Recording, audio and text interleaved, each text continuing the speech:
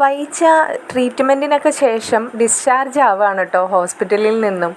അപ്പോൾ ആരൊക്കെ എന്തൊക്കെ പറഞ്ഞിട്ടും വൈജയ്ക്ക് ഒന്നും ഏൽക്കുന്നില്ല.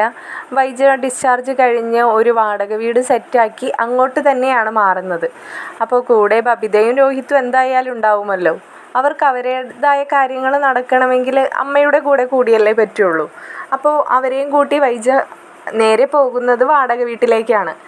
വൈജ ഹോസ്പിറ്റലിൽ നിന്ന് ഡിസ്ചാർജ് ആവുന്നതിന് മുന്നേ തന്നെ ഗംഗേട്ടന് നാട്ടിലേക്ക് തിരിച്ചു പോകേണ്ട ആവശ്യം വന്നതിനാൽ ഗംഗേട്ടൻ പോയിരുന്നു.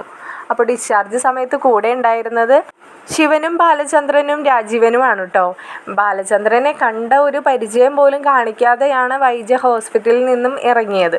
എന്നാൽ രാജീവനും ശിവനും ഒക്കെ ഒരുപാട് നിർബന്ധിച്ചിട്ടും ഒരു പൊടിക്ക് പോലും വൈജ സമ്മതിക്കുന്നുണ്ടായിരുന്നില്ല കേട്ടോ തിരിച്ച് ബാലചന്ദ്രൻ്റെ കൂടെ പോകാനായിട്ട്. വൈജയുടെ പിടിവാശിക്ക് മുമ്പിൽ ആങ്ങളമാർക്കൊന്നും ചെയ്യാൻ കഴിഞ്ഞില്ല. വൈജയുടെ തീരുമാനത്തിന് വിട്ടുകൊടുത്ത് അവർ തിരിച്ച് വീട്ടിലേക്ക് പോന്നു. അപ്പോൾ വീട്ടിൽ വന്നിട്ട് അവർ അമ്മയോട് പറയുന്നുണ്ട്.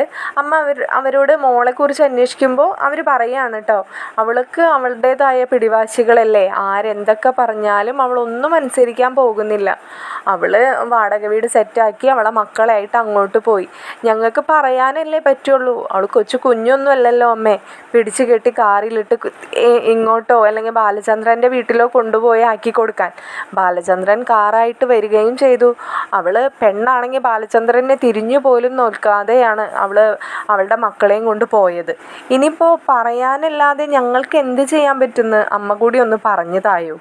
അപ്പോൾ ബാലചന്ദ്രനും ഹോസ്പിറ്റലിൽ വെച്ചിട്ട് ഇവരോട് പറഞ്ഞിരുന്നു കേട്ടോ, അവൾക്ക് വല്ല മാറ്റം ഉണ്ടോയെന്ന് നോക്കിയേ, നിങ്ങളല്ലേ എന്നോട് പറയാറ് വാശിയും വൈരാഗ്യമൊക്കെ തീർത്ത് നല്ലൊരു ജീവിതം തുടങ്ങണം, പഴയ പോലെ ആവണം, ഇനിയുള്ള ജീവിതമെങ്കിലും സ്നേഹിച്ച് കഴിയാൻ നോക്കണമെന്നൊക്കെ. ഇങ്ങനെയാണോ ഞാൻ അവളുടെ മുമ്പിൽ ഞാൻ താന്നു കൊടുക്കേണ്ടത് എന്നൊക്കെ ബാലചന്ദ്രൻ ചോദിക്കുന്നുണ്ടായിരുന്നു. അതെല്ലാം ഇവിടെ വന്ന് അമ്മനോട് പറയുന്നുണ്ട്. അമ്മ കുറേ സമയം ഇങ്ങനെ മിണ്ടാതിരിക്കുകയാണ് കേട്ടോ. കാരണം വൈജയുടെ കാര്യങ്ങളല്ലേ അമ്മയ്ക്ക് അറിയാലോ, ആരെന്ത് പറഞ്ഞാലും അവൾ അനുസരിക്കാൻ പോകുന്നില്ലത്. അപ്പോൾ ബാലചന്ദ്രനെ കുറിച്ച് ഇങ്ങനെ പറഞ്ഞത് കേട്ടിട്ട് അമ്മ പറയുന്നുണ്ട്, ബാലചന്ദ്രൻ ഒരാണല്ലേ, അവൻ താഴാവുന്നതിനപ്പുറം അവൻ താന്ന് കൊടുത്തിട്ടുണ്ട്. എങ്കിലും അവൻ്റെ മനസ്സിലുണ്ടാവില്ലേ വാശിയും വൈരാഗ്യമൊക്കെ. അവനെല്ലാവരും കൂടി ചതിച്ചതല്ലേ, അവനെ നമുക്കൊന്നും പറയാൻ പറ്റില്ല, ഒരു കുറ്റവും അവൻ്റെ നേരെ നമുക്കിനി ചൂണ്ടിക്കാണിക്കാനില്ല എന്നൊക്കെ ഇങ്ങനെ ഇരുന്ന് അമ്മ പറയുകയാണ്. അപ്പോൾ അങ്ങനെ പിന്നെ കാണിക്കുന്നത് നമ്മുടെ വൈജയുടെ വീടാണ് കേട്ടോ, വൈജയുടെ പുതിയ വാടക വീട്. അപ്പോൾ അവിടെ രോഹിത്തും ബബിതയും കൂടെ തന്നെ ഉണ്ട്. കൂടെ ഉണ്ടായിട്ടൊന്നും വലിയ കാര്യമില്ലല്ലോ, അവരവരുടേതായ കാര്യങ്ങൾക്ക് മാത്രമാണ് അമ്മയുടെ കൂടി നടക്കുന്നത്. വൈജ അപ്പോഴേക്കും തൻ്റെ കാര്യങ്ങളും വീട്ടിലെ കാര്യങ്ങളും ഒക്കെ നോക്കാനായിട്ട് ഒരു സ്ത്രീയെ ഏർപ്പാട് ചെയ്തിട്ടുണ്ടായിരുന്നു. പക്ഷേ ഒരു കാര്യവുമില്ല ആ സ്ത്രീയെ കൊണ്ട്. എന്താണെന്ന് വെച്ചാൽ വീടാണെങ്കിൽ അതും വൃത്തിക്ക് കൊണ്ട് നടക്കുന്നില്ല, വൈജയുടെ കാര്യമാണെങ്കിൽ അതും അവതാളത്തിൽ തന്നെ. വൈജയനെ ഒന്ന് തിരിഞ്ഞു പോലും നോക്കാനുള്ള സമയം രോഹിത്തിനും ബബിതയ്ക്കും ഇല്ല കേട്ടോ. അവരുടേതായ കാര്യങ്ങൾക്കാണ് നടക്കുന്നത്. വൈജ ഇടയ്ക്കൊക്കെ ആ ബെഡിൽ കിടന്നിട്ട് മോളെ ഒന്നും ഇങ്ങോട്ട് വന്നേടി ബബിതേ എന്നൊക്കെ വിളിക്കുന്നുണ്ടെങ്കിലും ബബിത വന്ന് ഡോറിൻ്റെ പുറത്ത് നിന്ന് എത്തിച്ച് നോക്കിയിട്ട്, എന്താ അമ്മയ്ക്ക് എന്താ ആവശ്യം, എടി എൻ്റെ കാലും കൈയൊക്കെ ഒന്ന് തിരുമ്പി തന്നേടി, എനിക്ക് തീരെ വയ്യ എന്നൊക്കെ പറയുമ്പോൾ ബബിത പറയുന്നുണ്ട്, അതിനല്ലേ അമ്മേ നമ്മൾ കാശ് കൊടുത്ത് ഹോം നേഴ്സിനെ വെച്ചിരിക്കുന്നേ, പിന്നെന്തിനാ അതിൻ്റെ ആവശ്യമൊന്നുമില്ല, ഞാനേ ആ ഹോം നേഴ്സിനോട് വരാൻ പറയാം. ഇത്ര മാത്രമേ ബബിതനെ കൊണ്ട് ആ വൈജയ്ക്ക് ഉപകാരമുള്ളൂ.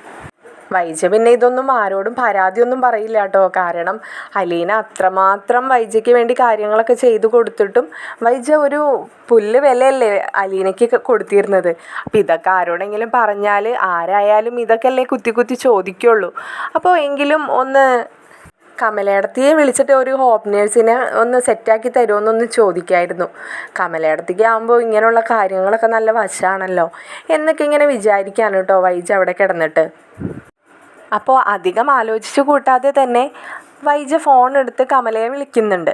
അപ്പോൾ കമല ഫോൺ എടുക്കുമ്പോൾ തന്നെ, എന്താ വൈജ വിശേഷങ്ങളൊക്കെ, നീ ഓക്കെ ആയി തുടങ്ങിയോ, നീ എണീറ്റൊക്കെ നടക്കുന്നുണ്ടോ എന്നൊക്കെ ചോദിക്കുകയാണ് കേട്ടോ. അപ്പോൾ വൈജ പറയുന്നുണ്ട്, ഞാൻ ഈ അടുത്ത കാലത്തൊന്നും എണീറ്റ് നടക്കുമെന്ന് തോന്നുന്നില്ല എൻ്റെ അടുത്ത്. എന്നെ നോക്കാൻ വന്ന ആൾക്കേ ഇവിടെ ഫോണിൽ കളിക്കാൻ തന്നെ സമയം തികയുന്നില്ല. പിന്നെയാണ് എൻ്റെ കാര്യങ്ങൾ. പിന്നെ എൻ്റെ കൂടെയുള്ള 2 മക്കളുടെ കാര്യം പറയണ്ടല്ലോ. അവർക്ക് അവരുടെ കാര്യം കഴിഞ്ഞിട്ട് വേണ്ടേ പിന്നെ എന്നെ ഒന്ന് തിരിഞ്ഞു നോക്കാൻ എന്നൊക്കെ പറയുന്നുണ്ട്. അപ്പോൾ കമല ചോദിക്കുന്നുണ്ട്, എന്താടി, എന്താ വല്ലാത്തൊരു നിരാശ? അപ്പോൾ വൈജ പറയുകയാണ്, എടത്തി എനിക്ക് വേറൊരു ഹോം നേഴ്സിനെ ഒന്ന് സെറ്റാക്കണം എന്നുണ്ടായിരുന്നു. അങ്ങനെ ആരെങ്കിലും റെഡിയാക്കി തരാൻ പറ്റുമോ എടത്തിക്ക്? നോക്കട്ടെ വൈജേ, ഞാനേ ഒന്ന് ശ്രമിച്ച് നോക്കാം. എൻ്റെ ഒരു ഫ്രണ്ട് ഒരു ഇങ്ങനെ ഹോം നേഴ്സിനെയൊക്കെ റെഡിയാക്കി കൊടുക്കുന്ന ഒരു സ്ഥാപനത്തിൽ വർക്ക് ചെയ്യുന്നുണ്ടായിരുന്നു. ജോബ് വേക്കൻസി അങ്ങനെ ഒരു സ്ഥാപനത്തിൽ വർക്ക് ചെയ്യുന്നുണ്ടായിരുന്നു. ഞാൻ അവളോടൊന്ന് വിളിച്ച് ചോദിച്ചിട്ടേ നിനക്ക് പറ്റി ആരെങ്കിലും ഉണ്ടോയെന്നൊന്ന് നോക്കട്ടെ. പിന്നെ ഏടത്തി നോക്കുമ്പോഴേ 2 ആളെ നോക്കണേ. അടുക്കളയിൽ ജോലിക്കും വീടൊക്കെ ഒന്ന് വൃത്തിയാക്കി കൊണ്ടു നടക്കാനും പിന്നെ എൻ്റെ കാര്യങ്ങളും നോക്കാൻ വേണ്ടിയിട്ട്. അപ്പോൾ നമുക്ക് അതിനനുസരിച്ച് സാലറിയും കൊടുക്കാം. അല്ലാതെ ഇവിടെ ഉള്ളതിനെ കൊണ്ടേ ഒരു കാര്യവും നടക്കില്ല എൻ്റെ അടുത്ത്. വീട്ടിലെ കാര്യങ്ങളും വൃത്തിയാവുന്നില്ല, അടുക്കളയിലെ കാര്യങ്ങളും വൃത്തിയാവുന്നില്ല, എൻ്റെ കാര്യങ്ങളും ഒന്നും നടക്കുന്നില്ല. പിന്നെ ഞാനതിനിവിടെ നിർത്തി ഈ ശമ്പളം കൊടുത്തിട്ട് എന്ത് കാര്യമുണ്ട് എന്നൊക്കെ പറയാണ്. അപ്പോൾ അവിടുത്തെ വിശേഷങ്ങളൊക്കെ ചോദിക്കുന്നുണ്ട്. ഇവിടെ എന്ത് വിശേഷം എൻ്റെ വൈജേ, ഇവിടെ എല്ലാ ദിവസവും ഒരുപോലെ തന്നെ. രാവിലെ ആവുന്നു, അടുക്കളയിലെ പണി തീർക്കുന്നു, വൈകുന്നേരം ആവുന്നു, അത്രയൊക്കെ തന്നെ. അല്ലാതെ ഇവിടെ പറയാൻ മാത്രം അങ്ങനെ വിശേഷങ്ങളൊന്നുമില്ല. പിന്നെ അവിടെ എന്താ വിശേഷം? ആ ബാലചന്ദ്രൻ്റെ വീട്ടിൽ ആർക്കറിയാം വൈജേ? അവിടുത്തെ കാര്യങ്ങളൊക്കെ ആര് ചോദിക്കുന്നു? അല്ലെങ്കിൽ തന്നെ ഇത് ആരോട് ചോദിക്കാൻ? ഇവിടെ ഒരു മനു എന്ന് പറഞ്ഞ ഒരുത്തനുണ്ടല്ലോ, അവനിടക്കിട്ട് ഓടിപ്പോകുന്നതാണ് അങ്കിളേന്നൊക്കെ വിളിച്ചിട്ട്. അവന് അവിടേക്കല്ലേ കാര്യം. എടത്തി ആ കാര്യമൊന്നും എടത്തി ശ്രദ്ധിക്കുന്നത് നല്ലതായിരിക്കും കേട്ടോ. അല്ലെങ്കിലേ അവിടുത്തെ അടുക്കളക്കാരി എടത്തിയുടെ വീട്ടുകാരിയായി മാറും. പിന്നീട് ഇങ്ങോട്ട് വന്നാൽ മതി അവള് എൻ്റെ വീട്ടുകാരിയായി മാറാൻ. എൻ്റെ മോന് വേറെ പെണ്ണില്ലാതിരിക്കല്ലേ, നീയേ വെച്ചോ, എൻ്റെ കാര്യം നോക്കാനേ എനിക്കറിയാം എന്ന് പറഞ്ഞിട്ട് വൈജ കോള് കട്ട് ചെയ്യാണ്. കോള് കട്ട് ചെയ്തതിന് ശേഷം കമല ഇതെല്ലാം ചെന്ന് ശിവനോടും രാജീവനോടും പറയുന്നുണ്ട് കേട്ടോ. അതെ, നിങ്ങളുടെ പെങ്ങളവിടെ നരകതുല്യമായ ജീവിതത്തിലൂടെയാണ് കടന്നു പോകുന്നത് കേട്ടോ. നിങ്ങൾ ഇടയ്ക്കൊക്കെ ഒന്ന് ചെന്ന് നോക്കുന്നത് നല്ലതായിരിക്കും. ഈ ജീവിത നൈരാശ്യമൊക്കെ സംഭവിച്ച് എന്തെങ്കിലും ആത്മഹത്യയൊക്കെ ചെയ്യുന്നുണ്ടോന്നേ എന്ന് പറയുമ്പോൾ ശിവന് ദേഷ്യം വരികയാണ് കേട്ടോ. നീ ആരെക്കുറിച്ചാണ് ഈ പറയുന്നത്? നിൻ്റെ നാവിന് എല്ലില്ലാന്ന് കരുതിയിട്ട് എന്ത് വേണമെങ്കിലും പറയാമെന്നാണോ? കയറിപ്പോടി അകത്തേക്ക് എന്നിങ്ങനെ പറയുകയാണ്. അപ്പോൾ രാജീവൻ പറയുന്നുണ്ട്, ഏട്ടാ കമലേടത്തി സംഭവം കുത്തി പറഞ്ഞതാണെങ്കിലും ഒരാളുടെ ജീവിതത്തിൽ എന്തൊക്കെ മാറ്റങ്ങളാണ് സംഭവിക്കുന്നതെന്ന് ഒന്ന് ആലോചിച്ച് നോക്കിയേ. ഇനി വൈജയ്ക്ക് അങ്ങനെയുള്ള വല്ല ബുദ്ധിമോശം വരാതെ നോക്കേണ്ടത് നമ്മുടെയും കൂടി കടമയാണ്. ഇത്രയും കാര്യങ്ങൾ ഇവിടം വരെ ശ്രദ്ധിച്ച് കൊണ്ടുവന്നിട്ട് ഇനി അവസാനം കൊണ്ടുപോയി അവൾ അങ്ങനെ എന്തെങ്കിലും ചെയ്താലുള്ള അവസ്ഥ ഒന്ന് ആലോചിച്ച് നോക്കിയേ. 3 മക്കളാണ് അനാഥായി പോകുന്നത്. 3 അല്ല 4 എണ്ണം. അതുകൂടി നമ്മൾ ശ്രദ്ധിക്കണം കേട്ടോ എന്നൊക്കെ പറഞ്ഞിട്ട് അവർ നമുക്ക് ഗംഗേട്ടനെയും കൂടി ഒന്ന് വിളിച്ച് കാര്യങ്ങളൊക്കെ ഒന്ന് പറയാം എന്ന് പറയാണ്. അപ്പോൾ തന്നെ അവർ ഫോണെടുത്ത് ഗംഗേട്ടനെ വിളിക്കുന്നുണ്ട്. അപ്പോൾ ഗംഗേട്ടനോട് അവർ പറയുകയാണ്, ഗംഗേട്ടാ ഞങ്ങളിപ്പോൾ വിളിച്ചതേ, ഞങ്ങൾ അടുത്ത് തന്നെ തിരിച്ചു പോവും. എനിക്ക് ദുബായിക്ക് കയറേണ്ട സമയമായി, ഇവന് കമ്പനിയിലും കയറേണ്ട സമയമൊക്കെ ആയിട്ടുണ്ട്. ഇപ്പോൾ ദേ ഇന്ന് വൈജയുടെ വിശേഷങ്ങൾ അറിയാൻ വേണ്ടിയിട്ടേ കമൽ എന്തോ വിളിച്ചിരുന്നു എന്ന് തോന്നുന്നു. കമൽ ഇപ്പം തന്നെ വന്ന് കിടന്ന് ഏതാണ്ടൊക്കെ എണ്ണിപ്പറക്കി പോകുന്നുണ്ടായിരുന്നു. അവളുടെ അവസ്ഥ വളരെ മോശമാണ്. അവിടെ ഒരു സെർവൻറ്റിനെ നിർത്തിയിട്ട് അവൾക്ക് ആ സെർവൻറ്റിനെ കൊണ്ട് ഒരു ഉപകാരമില്ല അത്രേ. അവൾ ഒരു കാര്യങ്ങളും ഭംഗിയായിട്ട് ചെയ്തു കൊടുക്കുന്നില്ലെന്നൊക്കെയാണ് വൈജ കമലയോട് പറഞ്ഞത്. അപ്പോൾ കമലയോട് എന്തോ നേഴ്സിനെ നോക്കാൻ പറയാൻ വേണ്ടി എന്തോ വിളിച്ചതാണ്. പിന്നെ ഏട്ടനെ അറിയാലോ, കമലയുടെ ചെവിട്ടിൽ എന്തെങ്കിലും കേട്ടാൽ എങ്ങനെയൊക്കെ ആയിരിക്കും വളച്ചൊടിച്ചൊക്കെ പറയാന്ന്. അതൊക്കെ തന്നെയാണ് ഇപ്പം ഞങ്ങളിങ്ങനെ സംസാരിച്ചുകൊണ്ടിരിക്കണേ. അപ്പോൾ ഇതൊക്കെ ഒന്ന് ഏട്ടനെയും കൂടി വിളിച്ച് പറയാമെന്ന് തോന്നി. ഗംഗേട്ടൻ അത്രയും സമയം ഒന്നും മിണ്ടാതെ ഇങ്ങനെ നിന്നെങ്കിലും പിന്നെ പെട്ടെന്ന് ഇങ്ങനെ പറയുകയാണ്, അവൾ അനുഭവിക്കട്ടെടാ, കുറച്ചേ അവൾ അവിടെ കിടന്ന് അനുഭവിക്കട്ടെ. എന്നിട്ട് എന്താണെന്ന് വെച്ചാൽ നമുക്ക് ആലോചിക്കാം. എത്രയൊക്കെ പറഞ്ഞാലും പറഞ്ഞാൽ മനസ്സിലാവാത്ത ജന്മമാണല്ലോ. അല്ലാതെ ഇപ്പം നമ്മ എന്ത് ചെയ്യാനാ?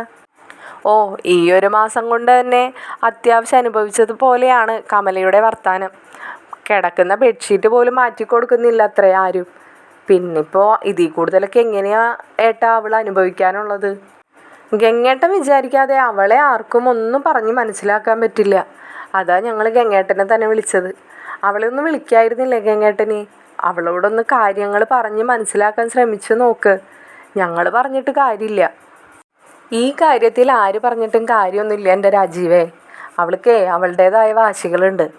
പിന്നെ നെടുമ്പുരയ്ക്ക് വീട്ടിൽ അലീന ഉള്ളിടത്തോളം കാലം അവൾ എന്തായാലും അങ്ങോട്ട് പോകാനും ഉദ്ദേശിച്ചിട്ടില്ല. അപ്പോൾ പിന്നെ അവളവിടെ കിടന്ന് അനുഭവിക്കട്ടെ. അവളേ അലീനയുടെയും ബാലചന്ദ്രൻ്റെയും എല്ലാവരുടെയും വില അവൾ മനസ്സിലാക്കട്ടെ. മനസ്സിലാക്കി തിരിച്ചു വരട്ടെ. അല്ലാതിപ്പോൾ എന്താ ചെയ്യാൻ പറ്റുക? അപ്പം ശിവൻ പറയാണ് കേട്ടോ, എന്നാൽ നമുക്ക് കുറച്ച് ദിവസം അവൾ ഇങ്ങോട്ട് കൊണ്ടുവന്ന് നിർത്തിയാലോ? ഏയ് വേണ്ടടാ ശിവ, അതിനെക്കുറിച്ചൊന്നും ഇപ്പോൾ ആലോചിക്കണ്ട. ഞാൻ എന്തായാലും അവളൊന്ന് വിളിക്കട്ടെ. എന്താണ് അവളുടെ നീക്കങ്ങൾ എന്നൊക്കെ ഒന്ന് അറിയാലോ. നിങ്ങൾ ഫോൺ വെച്ചോ, ഞാൻ അവളെ വിളിച്ചിട്ടേ തിരിച്ച് വിളിച്ചോളാം എന്ന് പറഞ്ഞിട്ട് ഗംഗേട്ടൻ അവരെ കോള് കട്ട് ചെയ്യാൻ കേട്ടോ. അപ്പം തന്നെ വൈജയെ തിരിച്ച് വിളിക്കുന്നുണ്ട്. അപ്പോൾ വൈജയോട് കാര്യങ്ങളൊക്കെ അറിയാമെന്ന് വിചാരിച്ചാണ് വിളിക്കുന്നത്. അപ്പോൾ വൈജ ഗംഗേട്ടനോട് പിണക്കത്തിലാണല്ലോ, അപ്പോൾ കോൾ എടുക്കുമെന്നൊന്നും അറിയില്ല. അപ്പോൾ വിളിക്കുകയാണ്. അപ്പോൾ വിളിക്കുമ്പോൾ തന്നെ ഫോൺ എടുക്കുന്നുണ്ട്, എങ്കിലും കാര്യമായിട്ടുള്ളൊരു സംസാരമൊന്നുമില്ല. അപ്പോൾ ഗംഗേട്ടൻ തന്നെ സംസാരിച്ച് തുടങ്ങുകയാണ്. ഓ, നീ കോൾ എടുത്തോ? ഞാൻ വിചാരിച്ചത് നീ കോൾ എടുക്കില്ലെന്നാ. എന്താണ് പിന്നെ അവിടുത്തെ വിശേഷമൊക്കെ? നിൻ്റെ ബെഡ്ഷീറ്റ് പോലും മാറ്റിത്തരാൻ അവിടെ ആളില്ലെന്നാണല്ലോ പറഞ്ഞു കേട്ടത്. നീ 10,20,000 രൂപ കൊടുത്ത് നിർത്തിയ നിൻ്റെ ജോലിക്കാരി പോലും നിന്നെ തിരിഞ്ഞു നോക്കാണ്ടുള്ള അവസ്ഥയിൽ എത്തിച്ചോ നീ കാര്യങ്ങളൊക്കെ? ഗംഗേട്ടൻ ഒരു കളിയാക്കി ചിരിയോട് കൂടിയാണ് കേട്ടോ വൈജയോട് സംസാരിക്കുന്നത്. അപ്പോൾ ഇത് കേൾക്കുമ്പോൾ വൈജയ്ക്ക് ദേഷ്യം വരികയാണ്. അപ്പോൾ വൈജ ചോദിക്കുന്നുണ്ട്, ഈ വയ്യാണ്ട് കിടക്കുന്ന എന്നെ കളിയാക്കി ചിരിക്കാനാണോ ഗംഗേട്ടൻ ഇപ്പോൾ കോൾ ചെയ്തത്? ആയി നീ ചൂടാവാതെ, ഞാൻ കാര്യങ്ങളൊക്കെ ഒന്ന് ചോദിച്ചറിയാമെന്ന് വിചാരിച്ച് വിളിച്ചതല്ലേ. എന്താണ് അവിടുത്തെ പ്രശ്നങ്ങൾ? ഞാനേ ബാലചന്ദ്രനെ വിളിക്കട്ടെ, നീ നെടുമ്പുരയ്ക്ക് പോകാൻ തയ്യാറായിരിക്കുമോ എന്ന് ചോദിക്കുമ്പോൾ വൈജയ്ക്ക് ദേഷ്യം വരികയാണ് കേട്ടോ. അപ്പോൾ വൈജ ചോദിക്കുന്നുണ്ട്, ഗംഗേട്ടനെയൊക്കെ എന്താ കാര്യങ്ങൾ പറഞ്ഞാൽ മനസ്സിലാവാൻ ഇത്രയ്ക്ക് ബുദ്ധിമുട്ടുണ്ടോ? ഞാൻ പറഞ്ഞതല്ലേ അവളുള്ള ഏത് വീട്ടിലേക്കും ഞാൻ വരാൻ തയ്യാറല്ലാന്ന്. ഗംഗേട്ടന് ദേഷ്യം വന്നിട്ട് അപ്പോൾ ഗംഗേട്ടൻ പറയാണ് കേട്ടോ, നിനക്ക് എവിടേക്ക് പോകാനും നീ തയ്യാറല്ല എന്നുണ്ടെങ്കിലേ നീ നാളെ തന്നെ നിൻ്റെ മക്കളുടെ അടുത്ത് നിന്ന് നീ അവിടെ നിന്ന് ഇറങ്ങിപ്പോകേണ്ട ഒരു അവസ്ഥ ഞാൻ വരുത്തും വൈജയ്. നീ എന്നോട് വല്ലാണ്ട് വാശി കാണിക്കാൻ നിൽക്കണ്ട. നിൻ്റെ ജീവിതത്തിലെ നീ പോലും ഓർക്കാത്തൊരു ഭൂതകാലം നിനക്കുണ്ടായിരുന്നുവെന്നും നീ ഒരു 5-8 മാസത്തോളം ഒരുത്തൻ്റെ കൂടെ ജീവിച്ചതാണെന്നും അതിലൊരു കുഞ്ഞുണ്ടായിരുന്നെന്നും എല്ലാം ഞാൻ പോയിട്ട് നിൻ്റെ ഭർത്താവിൻ്റെ അടുത്തും നിൻ്റെ 3 മക്കളുണ്ടല്ലോ അവരുടെ അടുത്തൊക്കെ പറഞ്ഞു കൊടുക്കും. അതോടുകൂടി തീരുമല്ലോ നിൻ്റെ ഈ വാശിയും വൈരാഗ്യമൊക്കെ. അതിനപ്പുറത്തേക്ക് കൊണ്ടു നടക്കാൻ മാത്രം നിൻ്റെ കയ്യിൽ വലിയ വാശിയൊന്നുമില്ലെന്നേ എനിക്കറിയാം. ഇതെല്ലാം കേൾക്കുന്ന വൈജയ്ക്ക് ദേഷ്യവും സങ്കടമൊന്നും സഹിക്കാൻ പറ്റണില്ല കേട്ടോ. അപ്പോൾ വൈജ ഒന്നും മിണ്ടാതെ നിൽക്കുകയാണ്. കാരണം ഇതൊക്കെ മക്കളും ഭർത്താവും അറിഞ്ഞാൽ പിന്നെ താൻ ജീവിച്ച് പോലും ഇരുന്നിട്ട് കാര്യമില്ല എന്ന് വൈജയ്ക്ക് അറിയാലോ. അപ്പോൾ ഗംഗേട്ടൻ ഫോൺ വയ്ക്കാൻ നേരത്ത് വീണ്ടും പറയുകയാണ്, നാളെ ഞാൻ വിളിക്കുമ്പോഴേ നീ അവിടെ ഉണ്ടായിരിക്കണം നെടുമ്പുരയ്ക്കൽ. നീ എത്ര പായിച്ചാലും നിന്നെ അവിടെ അലീന നന്നായിട്ട് നോക്കുന്നുള്ള വിശ്വാസം ഞങ്ങൾക്ക് എല്ലാവർക്കും ഉണ്ട്. നീ അവിടെ തന്നെ നിന്നാൽ മതി. ഞാൻ നാളെ വിളിച്ചിരിക്കും വൈജയ്. നീ അതിനപ്പുറത്തേക്ക് എൻ്റെ വാക്കിനെ നീ മറികടന്ന പിന്നെ സംഭവിക്കാൻ പോകുന്ന നഷ്ടം നിനക്ക് മാത്രമായിരിക്കും എന്ന് പറഞ്ഞ് ഗംഗേട്ടൻ കോള് കട്ട് ചെയ്യാണ്. അപ്പോൾ ആ ദേഷ്യത്തിന് അപ്പോൾ തന്നെ വൈജ അമ്മേനെ വിളിക്കുകയാണ് കേട്ടോ. അപ്പോൾ അമ്മേനോട് പറയുന്നുണ്ട്, അമ്മേ ഈ ഗംഗേട്ടൻ എന്തുദ്ദേശമാണ് നടക്കുന്നത്? എൻ്റെ ജീവിതം നശിപ്പിക്കാൻ തന്നെയാണോ ഗംഗേട്ടൻ്റെ തീരുമാനം? ഗംഗേഷിന് ഭീഷണിപ്പെടുത്താൻ വേണ്ടിയിട്ട് വിളിച്ചിട്ടുണ്ടായിരുന്നു. ഞാൻ നെടുമ്പുരയ്ക്കൽ വീട്ടിലേക്ക് തിരിച്ച് ചെല്ലണം അത്രേ. ആ അലീനയുടെ കാൽച്ചൂട്ടിൽ ഞാൻ പോയി കിടന്നില്ലെങ്കിലേ എൻ്റെ ഭൂതകാലം മുഴുവൻ എൻ്റെ ഭർത്താവിനോടും മക്കളോടും ഒക്കെ പറയുന്നു. അപ്പോൾ ഇത് കേൾക്കുന്ന അമ്മയ്ക്ക് മനസ്സിൽ പെട്ടെന്നൊരു ടെൻഷൻ തോന്നുകയാണ് കേട്ടോ. കാരണം ബാലചന്ദ്രനും കൃഷ്ണമോൾക്കും ഒക്കെ ഇതറിയാലോ അലീനയുടെ കാര്യം. അപ്പോൾ അമ്മ ഒന്നും മിണ്ടാതെ നിൽക്കുമ്പോൾ വീണ്ടും ഇങ്ങനെ വൈജോനേന്ന് ഇങ്ങനെ പറഞ്ഞുകൊണ്ടിരിക്കുകയാണ്. എന്നിട്ട് വൈജ ചോദിക്കുന്നുണ്ട്, അമ്മയ്ക്ക് എന്താ ഇത്രയൊക്കെ ചോദിച്ചിട്ടൊന്നും പറയാനില്ലേ എന്ന് പറയുകയാണ്. അപ്പോൾ അമ്മ പറയുന്നുണ്ട്, ഞാൻ എന്ത് പറയാനാണ് വൈജയ്, നീ തിരിച്ചു പോകണമെന്ന് തന്നെയാണ് എൻ്റെയും ആഗ്രഹം. അലീന അവിടെ ഉണ്ട് എന്നതല്ലാതെ നിനക്ക് എന്ത് കുഴപ്പമാണ് ആ വീട്ടിലുണ്ടായിട്ടുള്ളത്? നീ എന്തിനാണ് അലീനയെ മൈൻഡ് ചെയ്യുന്നത്? നിനക്ക് അഥവാ ഇനി അലീന നിൻ്റെ കാര്യങ്ങൾ ചെയ്തു തരുന്നതിനോട് നിനക്ക് താല്പര്യമില്ലെങ്കിൽ നീ ഇതുപോലെ അവിടെ വേറൊരാളെ വെച്ചോ. അങ്ങനെ ഒരാളെ വേണമെന്നുണ്ടെങ്കിൽ ഞാൻ ഗംഗനോട് പറഞ്ഞ് ഞാൻ റെഡിയാക്കി തരാം. നീ എന്തിനാണ് ഇങ്ങനെ കിടന്ന് വാശി ഉണ്ടാക്കുന്നത് വൈജയെ? നിൻ്റെ ഗംഗേട്ടൻ പറയുന്നത് അനുസരിക്കുന്നതാണ് വൈജയ് നിനക്ക് ഏറ്റവും നല്ലത്. കാരണം ഇപ്പം നിനക്കറിയാലോ, ബാലചന്ദ്രന് ആദ്യത്തെ ഒരു ഭാര്യയുണ്ടായിരുന്നെന്നും ഭാര്യയിലൊരു കുഞ്ഞുണ്ടായിരുന്നെന്നും ഒക്കെ നിൻ്റെ മക്കളും നീയും ഒക്കെ അറിഞ്ഞപ്പോൾ അയാൾ എത്രമാത്രം നീ വെറുക്കുന്നുണ്ട്. ഭാര്യയോ? അയാൾക്ക് ഭാര്യയായിട്ടേ ഞാനൊരാൾ മാത്രമേ ഉണ്ടായിരുന്നുള്ളൂ. അല്ലാതെ അയാൾക്കൊരു ഭാര്യയൊന്നും ഉണ്ടായിട്ടില്ല. ഇല്ല, മനസ്സിലായി. അങ്ങനെ ഒരു സ്ത്രീയുമായി ബന്ധമുണ്ടായിരുന്നു എന്ന്. അതിലുണ്ടായിരുന്ന മോളാണെന്നല്ലേ അയാൾ പറയുന്നേ? ആ, അത് കൊള്ളാം. ഇതൊക്കെ നിങ്ങളെ വിശ്വസിക്കൂ. ഞാനിതൊന്നും വിശ്വസിക്കാൻ മാത്രം അത്ര മണ്ടിയൊന്നുമല്ല. വൈജയ്, നീ ഒന്നും വിശ്വസിക്കണ്ട. പക്ഷെ നീ ഒരു കാര്യം ചിന്തിക്കണം. നമ്മുടെ ബബിതയുടെയും രോഹിത്തിൻ്റെയും ഒന്നും നടപടികളൊന്നും ശരിയല്ല. അവരെന്തൊക്കെയോ കണക്ക് കൂട്ടി എന്തൊക്കെയോ കാട്ടിക്കൂട്ടിയാണ് അവർ നടക്കുന്നത്. അത് നിന്നെക്കൊണ്ട് ഒരാളെ കൊണ്ട് എങ്ങനെയാണ് വൈജയ് അവരെ തടയിടാൻ പറ്റുക? നീ ആ കിടന്ന കിടപ്പിൽ ആ ബെഡിൽ കിടക്കുമ്പോൾ അവരെന്തൊക്കെയാണ് ഇവിടെ കാട്ടിക്കൂട്ടുന്നതെന്ന് നീ വല്ലതും അറിയുന്നുണ്ടോ വൈജയ്? നീ നിൻ്റെ മക്കളെ രണ്ടാളെയും കൊണ്ടുവന്ന് ഇവിടെ ഇട്ട് അവർ തോന്നിവാസം കാണിച്ച് ജീവിച്ചാൽ പിന്നീട് നിന്നെ മാത്രമേ എല്ലാവരും കുറ്റം പറയുള്ളൂ. നീ എന്താണ് അതൊക്കെ മനസ്സിലാക്കാത്തത്? നീ തിരിച്ചു പോകാൻ നോക്ക്. അതുകൊണ്ടല്ലേ ഗംഗാധരൻ ഇതൊക്കെ നിനക്ക് വേണ്ടിയല്ലേ പറഞ്ഞു തരുന്നത്. നീ നാളെ തന്നെ തിരിച്ചു പോ എൻ്റെ വൈജയ് എന്നൊക്കെ അമ്മ പറയുമ്പോൾ വൈജയ്ക്കും തോന്നുകയാണ് പോകാമായിരുന്നു എന്നിങ്ങനെ മനസ്സിൽ തോന്നുകയാണ്. എന്നിട്ട് അമ്മനോട് പറയുന്നുണ്ട്, അമ്മ എനിക്ക് പോകാനായിട്ട് യാതൊരു മടിയില്ല. അവളേറെ ചെന്ന് കിടക്കണമല്ലോ എന്ന് ആലോചിക്കുമ്പോൾ മാത്രമുള്ള ദേഷ്യമാണ് എനിക്ക്. അതിന് ഞാൻ എന്താ ചെയ്യേണ്ടത്? നീ അവളെ മൈൻഡ് ചെയ്യണ്ട എൻ്റെ മോളെ. അവൾ അവിടെ എന്തെങ്കിലും ജോലി എടുത്ത് ജീവിച്ചോളൂ. നിനക്ക് വേണമെന്നുണ്ടെങ്കിൽ ഗംഗാധരനോട് പറഞ്ഞിട്ട് നമുക്കൊരു ഹോം നേഴ്സിനെ റെഡിയാക്കാം. നീ പറഞ്ഞ പോലെ ചെന്ന് പോകാനുള്ള തയ്യാറെടുപ്പുകളൊക്കെ ചെയ്യട്ടാ എന്ന് പറഞ്ഞിട്ട് അമ്മ കോള് കട്ട് ചെയ്യാണ്. അപ്പോൾ വൈജ പെട്ടെന്ന് അവിടെ നിന്ന് ഇങ്ങനെ ചിന്തിക്കുകയാണ്, പുതിയ ഹോം നേഴ്സിനൊന്നും വേണ്ട. അവൾക്ക് കൊടുക്കാൻ പറ്റാവുന്നതിലെ മാക്സിമം പണികളിട്ട് കൊടുക്കണം. എന്നിട്ടും അവൾ അവിടെ തന്നെ കിടക്കോ ഇല്ലയോന്നേ ഞാനൊന്ന് നോക്കട്ടെ. എന്തായാലും പോവും എന്നെ എന്നൊക്കെ ഇങ്ങനെ വൈജ വിചാരിക്കുകയാണ്. അപ്പം തന്നെ ബബിതയെയും രോഹിത്തിനെയും വിളിച്ചിട്ട് വൈജ കാര്യങ്ങളൊക്കെ പറയുന്നുണ്ട്. അപ്പോൾ അവരാദ്യം ഒന്നും സമ്മതിക്കുന്നില്ല കേട്ടോ. അപ്പോൾ പറയുകയാണ്, അവളിപ്പോൾ അവിടെ വല്ലാണ്ട് സുഖിച്ച് ജീവിക്കുക. ഈ വയ്യാത്ത ഞാനും കൂടി അവളുടെ കൊണ്ട് ഇട്ട് കൊടുത്താലേ അവൾ അതും എന്നെയും കൂടി നോക്കട്ടെ. അവൾ നോക്കി കഷ്ടപ്പെട്ട് അവൾ താനേ അവിടെ നിന്ന് ഇറങ്ങിപ്പോണം. അതിന് വേണ്ടിയിട്ടാടാ ഞാൻ പോകുന്നത് എന്നൊക്കെ ഇങ്ങനെ അലീനയെ കുത്തി കുത്തി പറയുമ്പോൾ അവർ രണ്ടാളും മനസ്സോടെ സമ്മതിക്കുകയാണ് കേട്ടോ. അപ്പോൾ പിറ്റേ ദിവസം രാവിലെ തന്നെ ഇവർ നെടുമ്പുരയ്ക്കൽ വീട്ടിലേക്ക് എത്തുന്നുണ്ട്. അപ്പോൾ ഇവരെത്തുന്നതിന് മുമ്പായിട്ട് തന്നെ ശിവൻ വിളിച്ച് എല്ലാ കാര്യങ്ങളും ബാലചന്ദ്രനോട് പറഞ്ഞിട്ടുണ്ടായിരുന്നു. പോരാത്തതിന് ഗംഗേട്ടനും വിളിച്ചിട്ടുണ്ടായിരുന്നു. ഗംഗേട്ടനോടാണെങ്കിൽ പിന്നെ ബാലചന്ദ്രൻ അധികം എതിർത്തൊന്നും സംസാരിക്കില്ലല്ലോ. അപ്പോൾ ഇവർ വന്ന് കയറുമ്പോൾ വേറൊന്നും പറയാൻ നിൽക്കരുത്, അവരുടെ ഗതികേട് കൊണ്ടാണ് തിരിച്ചു വരുന്നത് എന്നൊക്കെ പറഞ്ഞിട്ടുണ്ടായിരുന്നു കേട്ടോ.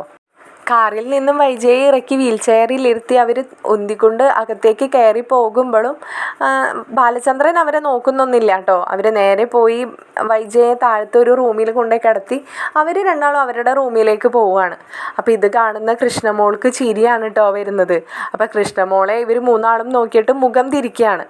അപ്പോൾ അലീനയ്ക്ക് വളരെ സന്തോഷമാവാണ് ചെയ്യുന്നത്. കാരണം വഴക്കിട്ട് പോയവരാണല്ലോ വഴക്ക് മാറി തിരിച്ചു വരുന്നത്.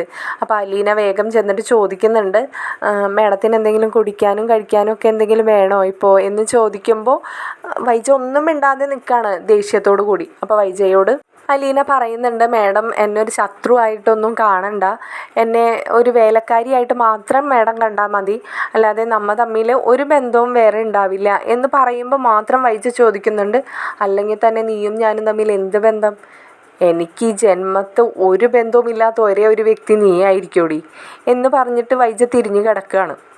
അലീന അപ്പോൾ വൈജയുടെ അടുത്ത് നിന്ന് തിരിഞ്ഞ് അച്ഛൻ്റെ അടുത്തേക്ക് വരുമ്പോൾ അച്ഛൻ ഗോവർദ്ധൻ അങ്കിളിനെ ഫോൺ ചെയ്യായിരുന്നു. അപ്പോൾ ഗോവർദ്ധനോട് പറയുന്നുണ്ട്, വീട്ടിലെ ജോലികൾക്കായിട്ട് എനിക്കൊരു സ്ത്രീയെ വേണമായിരുന്നു, നീ ഒന്ന് റെഡിയാക്കിട്ടാ എന്നിട്ട് ഇങ്ങോട്ട് വിട് എന്നൊക്കെ പറയുന്നത് കേട്ടിട്ടാണ് അലീന ചെല്ലുന്നത്. അപ്പോൾ അലീന പറയുന്നുണ്ട്, എന്തിനാ അച്ഛാ ഇപ്പോൾ ഒരു വീട്ടുജോലിക്കാരി, അതിൻ്റെ ആവശ്യം എന്താ? അതെ, ഈ വന്നവരുടെ സ്വഭാവമൊക്കെ നിനക്ക് അറിയാൻ പാടില്ലഞ്ഞിട്ടാ. നിനക്കിട്ട് പണി തരാൻ കണക്കാക്കിയാണ് ഈ വക ആൾക്കാർ വന്നിരിക്കുന്നത്.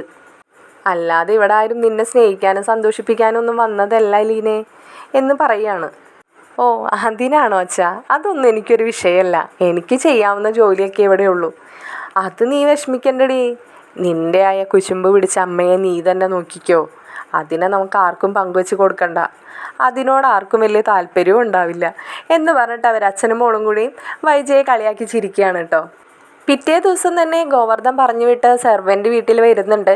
അപ്പോൾ സെർവൻറ്റ് വന്നു ബാലചന്ദ്രൻ അലീനയെ മാത്രമാണ് പരിചയപ്പെടുത്തി കൊടുക്കുന്നത്. ഇതാണ് ഇവിടുത്തെ മൂത്ത മോള്. ഇവൾ പറയുന്ന കാര്യങ്ങളൊക്കെ ക്ലിയറായിട്ട് ചെയ്തു കൊടുത്താൽ മതി. ഇവൾ വീട്ടിലെല്ലാ കാര്യങ്ങളും നോക്കാറുണ്ട്.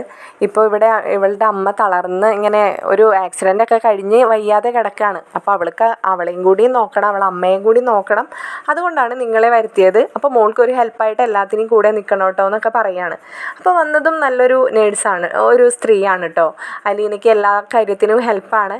അപ്പോൾ രണ്ടാളും കൂടി വീട്ടിലെ കാര്യങ്ങളും വൈജയുടെ കാര്യങ്ങളൊക്കെ ചെയ്ത് തീർക്കുന്നുണ്ട്. അപ്പോൾ അവർ രാവിലെ തന്നെ ബ്രേക്ക്ഫാസ്റ്റ് കഴിക്കാനിരിക്കുകയാണ്. വൈജയ്ക്കുള്ള ഫുഡ് അകത്തെ റൂമിൽ തന്നെയാണ് അലീന കൊടുക്കുന്നത്. അപ്പോൾ തിരിച്ച് വന്ന് ഇവർക്ക് ടേബിളിലൊക്കെ അങ്ങനെ വിളമ്പിയൊക്കെ കൊടുക്കുകയാണ് ഫുഡൊക്കെ. പെട്ടെന്നാണ് ബബിതയ്ക്ക് പെട്ടെന്നെന്തോ വൊമിറ്റ് എന്ന രീതിയിൽ അവിടെ നിന്ന് എഴുന്നേറ്റ് വാഷ് ബേസിൻ്റെ അവിടേക്ക് പോവുകയാണ്. അപ്പോൾ പിന്നാലെ തന്നെ അലീനയും പോകുന്നുണ്ട്. അയ്യോ എന്ത് പറ്റി മോളെ എന്നൊക്കെ പറഞ്ഞിട്ട് പുറമൊക്കെ ഇങ്ങനെ തടവി കൊടുക്കുമ്പോൾ ബബിത ഇങ്ങനെ കൈ തട്ടി മാറ്റുകയാണ്. നിങ്ങൾക്ക് ഇതിൻ്റെ ഒക്കെ എന്ത് കാര്യമുണ്ട് എൻ്റെ പിന്നാലെ നടക്കാനല്ലാതെ, നിങ്ങൾ പോയി നിങ്ങളുടെ കാര്യം നോക്കി എന്ന് പറഞ്ഞിട്ട് അവൾ വേഗം ഇങ്ങനെ അവളെ തട്ടി മാറ്റിയിട്ട് മോളിലത്തെ റൂമിൽ കൂടി കയറി അവിടെ നിന്ന് ബാഗ് എടുത്ത് കോളേജിലേക്ക് പോവുകയാണെന്നും പറഞ്ഞിട്ട് പോവുകയാണ്. അപ്പോൾ ഇങ്ങനെ അവിടെ ഇരുന്നിട്ട് കൃഷ്ണമോൾ പറയുന്നുണ്ട്, ഇന്നലെ രാത്രി ഉണ്ടായല്ലോ, ഇതിപ്പോൾ എന്താ സംഭവം എന്നൊക്കെ ഇങ്ങനെ കൃഷ്ണമോൾ പറയുമ്പോൾ അലീനയ്ക്ക് എന്തോ ഒരു സംശയം ഇങ്ങനെ തോന്നുകയാണ് കേട്ടോ. അപ്പോൾ അലീന ഇങ്ങനെ മനസ്സുകൊണ്ട് ആലോചിക്കുകയാണ്. കാരണം അന്ന് എവിടെയോ വീട്ടിൽ ഒരു കാമുകൻ്റെ കൂടെ പോയ കാര്യമൊക്കെ മനു വിളിച്ച് പറഞ്ഞിട്ടുണ്ടായിരുന്നല്ലോ. അപ്പോൾ ഇനി എന്താണാവോ എന്നൊക്കെ ഉള്ളൊരു ടെൻഷൻ ഇങ്ങനെ തോന്നുകയാണ് മനസ്സിൽ. അപ്പോൾ എങ്കിലും അവൾ ആരോടും ഒന്നും പറയുന്നില്ല. അപ്പോൾ കോളേജിൽ പോകുന്ന വഴി തന്നെ ബബിത അമലിനെ വിളിക്കുന്നുണ്ട്. അമലിനോട് പറയുന്നുണ്ട്, അമലെ എനിക്ക് വല്ലാത്തൊരു പേടിയാവുന്നു, എനിക്ക് എന്തോ സംഭവിച്ചിട്ടുള്ള പോലെ എനിക്ക് ഒരു പേടി, എനിക്കിപ്പോൾ വോമിറ്റിംഗ് ടെൻഡൻസിയൊക്കെ ആയി തുടങ്ങി, എനിക്ക് എന്താണെന്ന് അറിയില്ല, എനിക്ക് ആകെ പേടിയാവുന്നു എന്നൊക്കെ പറയുമ്പോൾ അമൽ പറയുന്നുണ്ട്, നിന്നോട് അന്നേ ഞാൻ പറഞ്ഞതല്ലേ അതൊക്കെ, ഇനിയിപ്പോൾ പറഞ്ഞിട്ട് കാര്യമില്ല, നീ ഒന്ന് ടെസ്റ്റ് ചെയ്ത് നോക്കി എന്നിട്ട് എന്താണെന്ന് വെച്ചാൽ നമുക്ക് ചെയ്യാമെന്നൊക്കെ പറഞ്ഞിട്ട് അമൽ ഇവളെടുത്ത് ചൂടാവാണ്. അപ്പോൾ ഇവൾ അന്നത്തെ ദിവസം കോളേജിൽ പോവാതെ മെഡിക്കൽ സ്റ്റോറിൽ നിന്ന് ഒരു പ്രഗ്നൻസി കിറ്റ് വാങ്ങി വീട്ടിലേക്ക് തന്നെ തിരിച്ചു പോരുകയാണ് കേട്ടോ. അപ്പോൾ വീട്ടിൽ എന്തായാലും അച്ഛൻ ജോലിക്ക് പോയിട്ടുണ്ടാവും എന്നറിയാം, കൃഷ്ണമോളും ക്ലാസ്സിൽ പോയിട്ടുണ്ടാവും, രോഹിത്തും കോളേജിൽ പോയിട്ടുണ്ടാവും. അപ്പോൾ താൻ മാത്രമല്ലേ ഉണ്ടാവുള്ളൂ. പിന്നെ അലീനയും അമ്മ എന്തായാലും തന്നെ ശ്രദ്ധിക്കാനൊന്നും പോകുന്നില്ല എന്ന രീതിയിൽ അവൾ തിരിച്ചു വരികയാണ്. അപ്പോൾ തിരിച്ചു വരുമ്പോൾ പറഞ്ഞ പോലെ തന്നെ ആരും ഉണ്ടായിരുന്നില്ല. ഡോറാണെങ്കിൽ ഓപ്പൺ ചെയ്ത് കിടക്കുമായിരുന്നു. അപ്പോൾ നേരെ അകത്ത് ഇവളുടെ റൂമിലേക്ക് കയറി പോവുകയാണ്. റൂമിൽ കയറി ഡോറടച്ച് പെട്ടെന്ന് ബാത്റൂമിൽ പോയി ടെസ്റ്റ് കിറ്റൊക്കെ ടെസ്റ്റ് ചെയ്ത് നോക്കുമ്പോൾ പറഞ്ഞ പോലെ സംശയം സത്യമാവുകയാണ്. ബബിത പ്രഗ്നൻ്റ് ആണെന്ന് തെളിയാണ്. അപ്പോൾ ബബിതയ്ക്ക് പെട്ടെന്ന് സങ്കടം സഹിക്കാൻ വയ്യാതെ പൊട്ടിക്കരയാണ് കേട്ടോ. അപ്പോൾ പൊട്ടിക്കരഞ്ഞുകൊണ്ട് ഇങ്ങനെ ബാത്റൂമിൽ നിന്ന് ഇറങ്ങി വരുന്നതും അലീന ഡോറ് തുറന്ന് അകത്തേക്ക് കയറുന്നതും ഒപ്പമായിരുന്നു. കാരണം അലീനയ്ക്ക് അറിയില്ലല്ലോ ഇതിനകത്ത് ബബിതയുണ്ടെന്ന്. അപ്പോൾ ബബിതയെ കാണുമ്പോൾ തന്നെ പെട്ടെന്ന് ഇങ്ങനെ അലീന പറയുകയാണ്, അയ്യോ സോറി മോളെ, നീയുള്ളത് അറിയില്ലായിരുന്നു, ഞാൻ റൂം ക്ലീൻ ആക്കാനും നിൻ്റെ ഡ്രസ്സ് എന്തെങ്കിലും ഉണ്ടെങ്കിൽ വാഷ് ചെയ്യാൻ എടുക്കാനായിട്ട് വന്നതാണ് എന്ന് പറയുമ്പോഴേക്കും ബബിത ഒന്നും മിണ്ടുന്നില്ല. ബബിത കരഞ്ഞ് കലങ്ങിയ മുഖമായിട്ട് നിൽക്കുന്നത് കാണുമ്പോൾ ചോദിക്കുന്നുണ്ട്, നിനക്ക് എന്ത് പറ്റി, നീ കരയായിരുന്നോ എന്നൊക്കെ ചോദിക്കുന്നുണ്ട്. അപ്പോൾ ബബിതയുടെ കയ്യിൽ എന്തോ അലീന കാണുന്നുണ്ട്. അപ്പോൾ അലീന ചോദിക്കുന്നുണ്ട്, എന്താ നിൻ്റെ കയ്യിൽ, എന്താ അത് കാണിച്ചേ എന്ന് പറയുമ്പോൾ ബബിത ദേഷ്യപ്പെടാണ്. നിങ്ങളൊന്ന് ഇറങ്ങി പോകുന്നുണ്ടോ, എനിക്ക് കുറച്ച് പ്രൈവസി വേണം, എനിക്കൊന്ന് കിടക്കണം, നിങ്ങൾ ഇറങ്ങിപ്പോയേ എന്ന് പറയുകയാണ്. അപ്പോൾ അലീന ഇങ്ങോട്ട് നടക്കാൻ നേരത്താണ് അവിടെ ടേബിളിൽ ആ പ്രഗ്നൻസി കിറ്റിൻ്റെ പാക്കറ്റ് ഇരിക്കുന്നത് കാണുന്നത്. അപ്പോൾ ഇതെടുത്ത് നോക്കുന്ന അലീനയ്ക്ക് വല്ലാത്തൊരു സംശയം തോന്നുകയാണ്. ഇതെടുത്ത് കയ്യിൽ ഇങ്ങനെ പിടിച്ചിട്ട് ബബിതയെ തിരിഞ്ഞു നോക്കുമ്പോൾ ബബിതയുടെ കയ്യിൽ ഉള്ള ആ ഒരു കാർഡിലേക്ക് ബബിത ഇങ്ങനെ നോക്കി നിന്ന് കരയുന്നത് പെട്ടെന്ന് കാണുകയാണ്. അപ്പോൾ തിരിഞ്ഞു ചെന്ന് ബബിതയുടെ കയ്യിൽ നിന്ന് അലീന അത് തട്ടിപ്പറിച്ച് മേടിക്കുന്നുണ്ട്. അപ്പോൾ അത് കണ്ട് അലീനയും ആകെ അമ്പരന്ന് പോവാണ്. 2 ലൈനുള്ളൊരു പ്രഗ്നൻസി കിറ്റ്, അതൊരു പോസിറ്റീവ് ആണല്ലോ എന്നിങ്ങനെ ആലോചിച്ച് അവളിങ്ങനെ വായ പൊത്തി അലീന ബബിതയെ ഇങ്ങനെ നോക്കാണ്. ഇതെന്താടി എന്താ സംഭവിച്ചേ? ബബിത അത് അലീനയിൽ നിന്ന് തട്ടിപ്പറിച്ച് വാങ്ങിച്ചിട്ട്, നിങ്ങൾക്കെന്താ, നിങ്ങളൊന്ന് ഇറങ്ങി പോകുന്നുണ്ടോ, നിങ്ങൾ വേണ്ടാത്ത കാര്യങ്ങളൊന്നും അന്വേഷിക്കാനും പറയാനൊന്നും നിൽക്കണ്ട, നിങ്ങളോട് ഞാൻ പണ്ടേ പറഞ്ഞിട്ടുള്ളതാ എൻ്റെ കാര്യത്തിലൊന്നും നിങ്ങൾ ഇടപെടാൻ വരണ്ടാന്ന്. ബബിതേ, നീ വല്ലാണ്ട് എൻ്റെ അടുത്ത് ഇനി വാശി പിടിക്കാൻ നിന്നാലുണ്ടല്ലോ. എന്താണ് ഈ കാണുന്നത്? ഞാൻ പോയി അച്ഛനോട് പറയട്ടെ, നിൻ്റെ അച്ഛനെ വിളിച്ചിട്ട് വരട്ടെ ഞാൻ. ഇതുവരെയും ബബിത ഇങ്ങനെ അലീനെ ഇങ്ങനെ ചൂടായിട്ടോ ദേഷ്യപ്പെട്ടോ കണ്ടിട്ടില്ല. അപ്പോൾ ബബിതയ്ക്ക് പെട്ടെന്ന് പേടി തോന്നുകയാണ് കേട്ടോ. അപ്പോൾ വേഗം പോയി ആ ഡോറ് ക്ലോസ് ചെയ്ത് ലോക്ക് ചെയ്യാണ്. എന്നിട്ട് പറയുന്നുണ്ട്, എൻ്റെ പൊന്ന് ചേച്ചി പ്ലീസ് ഇത് അച്ഛനോട് പറയരുത്, അച്ഛൻ എന്നെ ഇവിടെ ഇട്ട് കൊന്നു കളയും, എനിക്കൊരു അബദ്ധം പറ്റിപ്പോയതാണ്, എന്നോട് ക്ഷമിക്കണം എന്നൊക്കെ പറയുമ്പോൾ അലീന പറയുന്നുണ്ട്, ഇതാണോടി അബദ്ധം? ഇതാണോ നീ ക്ഷമിക്കണം എന്ന് പറയണത്? ഇതിൽ കൂടുതൽ ഒരു പെണ്ണിന് പറ്റുന്ന തെറ്റ് എന്താണ് ബബിതേ? നീ എന്തൊക്കെയാണ് ഈ ചെയ്തു വെച്ചിരിക്കുന്നത്? നിനക്ക് 18 വയസ്സ് പോലും തികഞ്ഞിട്ടില്ല ബബിതേ. നീ അതെങ്കിലും ചിന്തിക്കുന്നുണ്ടോ? അല്ല, ഇതാരാ ഈ പയ്യൻ? അന്ന് വന്നവനാണോ? ഇവിടെ വന്നില്ലേ അന്ന്? അവനാണോ എന്ന് ചോദിക്കുമ്പോൾ, അതേ ചേച്ചി, അവനാണ് അമൽ. കൊള്ളാടി, കൊള്ളാം. ഞാൻ അന്നേ കരുതിയതാ നിൻ്റെ നടപടികളൊന്നും ശരിയല്ലെന്ന്. പക്ഷെ നീ ഇതൊക്കെ ഇത്രയും കൊണ്ടേ എത്തിക്കുമെന്നേ ഞാൻ ഒരിക്കൽ പോലും വിചാരിച്ചില്ല. ചേച്ചി എന്നോട് ക്ഷമിക്ക് ചേച്ചി, എന്നൊന്ന് ഇതിൽ നിന്ന് രക്ഷിക്കണം. എനിക്ക് അല്ലാതെ ആരോടും പറയാൻ പറ്റാത്തൊരു സിറ്റുവേഷനിലാണ് ഞാനിവിടുത്തെ വീട്ടുവേലക്കാരിയല്ലേ, ഞാനിതിലൊന്നും ഇടപെടില്ല. ഇതൊക്കെ മാതാപിതാക്കൾ അറിയേണ്ട കാര്യമാണ്. അലീന അങ്ങനെ പറയുമ്പോഴേക്കും ബബിത കാലിൽ കയറി പിടിക്കുകയാണ് കേട്ടോ. ചേച്ചി എന്നോട് ക്ഷമിക്ക് ചേച്ചി, ഞാൻ എന്തെങ്കിലും അവിവേകം കാണിക്കും, അല്ലാതെ എനിക്കൊരു പോംവഴി ഇല്ല എന്നൊക്കെ പറയുകയാണ്. അപ്പോൾ ഒന്നും മിണ്ടാതെ അലീന അവിടെ നിന്നും ഇറങ്ങി താഴേക്ക് വരികയാണ്. അപ്പോൾ താഴേക്ക് വരുന്ന അലീന കാണുന്നത് അവിടെ അകത്തേക്ക് കയറി വന്നിരുന്ന അച്ഛനെയാണ്. അച്ഛനെ കാണുമ്പോൾ അലീന പെട്ടെന്ന് ഞെട്ടിപ്പോവാണ് കേട്ടോ. അച്ഛൻ എന്തെങ്കിലും കേട്ട് കാണുമോ എന്നൊക്കെ. അപ്പോൾ അതുപോലെ തന്നെ അലീന അച്ഛൻ്റെ മുഖത്ത് പോലും നോക്കാതെ വേഗം കിച്ചണിലേക്ക് പോകുന്നത് കാണുമ്പോൾ ബാലചന്ദ്രൻ ചോദിക്കുന്നുണ്ട്, എന്താ മോളെ, എന്ത് പറ്റി? മോളിൽ നിങ്ങൾ രണ്ടാളും കൂടി സംസാരം കേട്ടല്ലോ, എന്തെങ്കിലും പറഞ്ഞ് വഴക്കായോ പിന്നെയും? അപ്പോൾ ഇല്ല അച്ഛാ, ഒരു കുഴപ്പമില്ല, എന്നാലും എന്തോ ഉണ്ടല്ലോ എന്നൊക്കെ പറഞ്ഞിട്ട് ബാലചന്ദ്രൻ ചോദിക്കുമ്പോൾ അലീന, അത് അച്ഛാ ഇല്ല അച്ഛാ, ഒരു കുഴപ്പമില്ല എന്ന് പറഞ്ഞിട്ട് അലീന വീണ്ടും തിരിച്ച് അടുക്കളയിൽ തന്നെ പോവുകയാണ് കേട്ടോ. അപ്പോൾ ഇതേ സമയം ബബിത അമലിനെ വിളിക്കുന്നുണ്ട്. അപ്പോൾ അമൽ പറയുന്നുണ്ട്, ഇതിനാണോ നീ ഇത്ര ടെൻഷൻ അടിക്കുന്നത്? എടി, ഇതൊന്നും ഇന്നത്തെ കാലത്ത് അത്ര വലിയ പ്രശ്നമൊന്നുമല്ല. നീ ഒരു കാര്യം ചെയ്യ്, നാളെ രാവിലെ വീട്ടിൽ നിന്ന് കോളേജിലേക്കാണെന്ന് പറഞ്ഞിറങ്ങിക്കോ. വേണമെങ്കിൽ കൂട്ടത്തിൽ ഒരു ജോഡി ഡ്രസ്സും കൂടി എടുത്തു വെച്ചോ. നീ കോളേജ് വിട്ട് വീട്ടിലെത്തുമ്പോഴേക്കേ ഇതൊക്കെ ക്ലിയർ ആയിട്ടുണ്ടാവോടി. നീ ആ കാര്യത്തിലൊന്നും ടെൻഷൻ അടിക്കണ്ട എന്ന് പറയുമ്പോൾ ബബിതയ്ക്ക് വല്ലാത്തൊരു വിഷമം തോന്നുകയാണ് കേട്ടോ. നീ എത്ര സിമ്പിളായിട്ടാണ് ഇതൊക്കെ പറയുന്നത്. നിനക്ക് എന്നെക്കുറിച്ച് ഒരു പേടിയൊന്നുമില്ലേ അമലെ? എടി, എന്തിനാടി ഇതിനൊക്കെ പേടിക്കുന്നേ? ഇതിനൊന്നും പേടിക്കേണ്ട കാര്യമില്ലടി. ഇതേ സമയം നമ്മുടെ ബാലചന്ദ്രൻ ബബിത നിന്നിരുന്ന റൂമിൻ്റെ ഡോറ് ചവിട്ടി തുറന്ന് അകത്തേക്ക് കയറുകയാണ് കേട്ടോ. അകത്തേക്ക് കയറുമ്പോൾ കയ്യിലിരുന്ന ഫോൺ തട്ടിപ്പറിച്ച് മേടിക്കുന്നുണ്ട്. അപ്പോൾ ഫോണിൽ സ്ക്രീനിൽ അമലെന്ന് കാണുന്നുണ്ട്. അപ്പോൾ അങ്ങനെ തന്നെ ആ ഫോൺ എറിഞ്ഞ് പൊട്ടിക്കുകയാണ് ബാലചന്ദ്രൻ. എന്നിട്ട് ബബിതയോട് ചോദിക്കുന്നുണ്ട്, നീ എന്താണ് ഈ ഫോണിൽ കൂടെ പറഞ്ഞിരുന്നത്? നീ എന്താണ് പറഞ്ഞിരുന്നതെന്നാണ് ഞാൻ ചോദിക്കുന്നത്.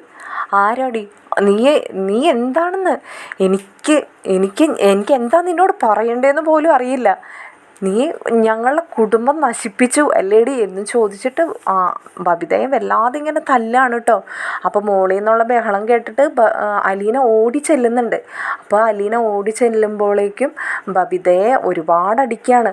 അപ്പോൾ അച്ഛാ, അയ്യോ തല്ലല്ലേ, എന്താ ഇവിടെ ഉണ്ടായേ എന്ന് ചോദിച്ചിട്ട് അപ്പോൾ അലീനയെ കാണുമ്പോൾ ബബിത ഓടി വന്ന് അലീനയുടെ പുറകിലേക്കായി മാറി നിൽക്കുന്നുണ്ട്. എങ്കിലും അലീനയെ തട്ടി മാറ്റിക്കൊണ്ട് ബാലചന്ദ്രൻ്റെ ഉള്ള ബലമെടുത്ത് ബബിതയെ അടിക്കുകയാണ്. വാടി ഇവിടെ എന്ന് പറഞ്ഞിട്ട് ബബിതയെ വലിച്ചടച്ച് താഴേക്ക് കൊണ്ടുപോകുന്നുണ്ട്. താഴേക്ക് കൊണ്ടുപോയിട്ട് അപ്പോഴേക്കും അവിടെ കിടന്നിട്ട് വൈജ ഇങ്ങനെ ഉറക്കെ വിളിക്കുന്നുണ്ട്, ബബിതേ, രോഹിത്തേ, എന്താ അവിടെ എന്ന്. അപ്പോഴേക്കും ബാലചന്ദ്രൻ ബബിതയുമായിട്ട് വൈജയുടെ റൂമിലെത്തിയിട്ടുണ്ടാവും. വൈജയുടെ റൂമിലേക്ക് ഒരൊറ്റ വലിച്ചെറിയാണ് കേട്ടോ ബബിതയെ ബാലചന്ദ്രൻ. അപ്പോൾ വൈജ കിടന്നിങ്ങനെ അലറിക്കൊണ്ടിരിക്കേണ്ട, എന്താണ് ഇവിടെ, എന്തിനാണ് അവളിങ്ങനെ തല്ലിക്കൊണ്ടിരിക്കുന്നത്, എന്താടി എന്ന് ചോദിക്കുന്നുണ്ട്.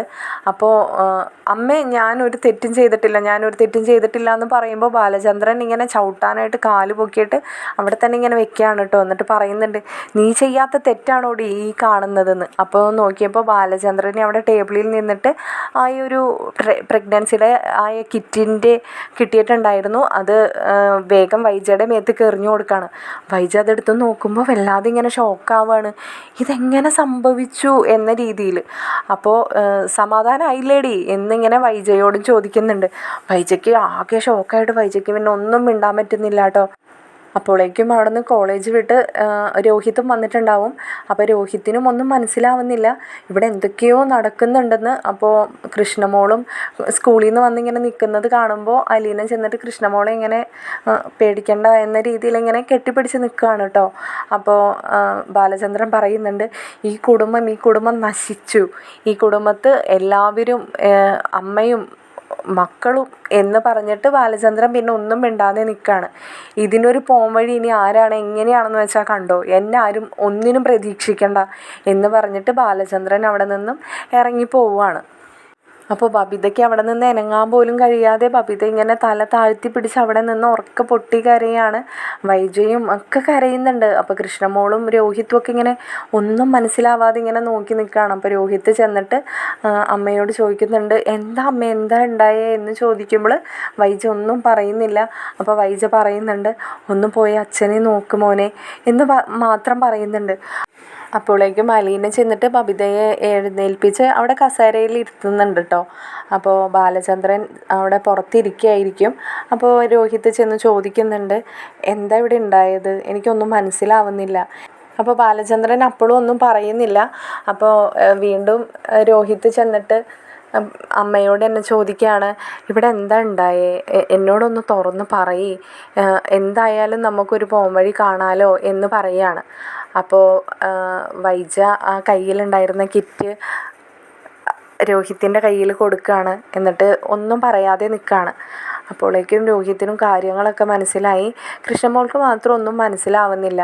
അപ്പോൾ അലീന കൃഷ്ണമോളോട് പറയുന്നുണ്ട്, മോളുടെ റൂമിലേക്ക് പോയിക്കോളൂ, ഇവിടെ കുഴപ്പമൊന്നുമില്ല, ചേച്ചി അങ്ങോട്ട് വരാട്ടോ എന്ന് പറയുകയാണ്. അത് കഴിഞ്ഞ് അലീന ചെന്ന അച്ഛനോട് വളരെ സമാധാനത്തോടു കൂടിയൊക്കെ സംസാരിക്കുകയാണ്. അച്ഛൻ ഇങ്ങനെ ടെൻഷൻ അടിക്കല്ലേ, അച്ഛന് വയ്യാതെ ആവും, ഇത് നമുക്ക് ആരോടും പറയാതെ നമുക്കൊരു പോംവഴി കാണാം എന്നൊക്കെ ഇങ്ങനെ പറഞ്ഞ് ബാലചന്ദ്രനെ അലീന സമാധാനിപ്പിക്കുന്നുണ്ട്. അപ്പോൾ ഇതിൻ്റെ മറ്റൊരു വീഡിയോയുമായി ഉടനെ തന്നെ വരുന്നതായിരിക്കും. ഈ വീഡിയോ നിങ്ങൾക്ക് ഇഷ്ടപ്പെട്ടാൽ ലൈക്കും കമൻറ്റും ചെയ്ത് ചാനൽ സബ്സ്ക്രൈബ് ചെയ്യണേ.